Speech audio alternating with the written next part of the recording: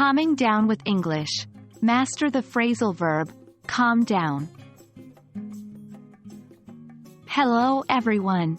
Welcome back to our English language learning series. Today, we'll be continuing our journey with phrasal verbs, specifically focusing on the common phrasal verb that involves the word down. The phrasal verb for today is calm down. By the end of this video, you'll understand its meaning, usage, and you'll also see it used in some examples. First things first, let's define what we mean by calm down. Calm down is a phrasal verb that generally means to relax or become less excited or agitated.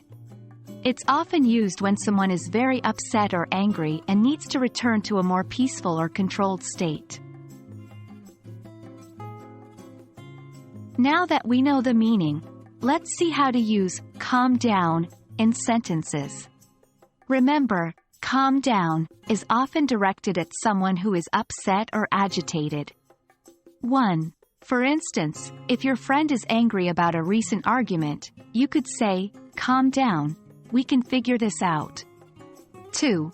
If someone is panicking due to a stressful situation, you might say, you need to calm down and think clearly. 3. Or, you could use it in the first person if you're the one feeling agitated. I need to calm down before I make any decisions. Calm down can be used in a variety of ways. Let's go through a few variations. 1.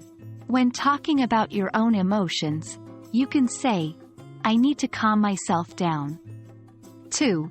If you're talking about someone else, you might say, she couldn't calm her baby down. 3. Or you can use it passively, like in, the situation calmed down after the police arrived. And there you have it. We've just covered the phrasal verb, calm down, how to use it in sentences, and its variations. We hope this helps you to understand this common English phrase better.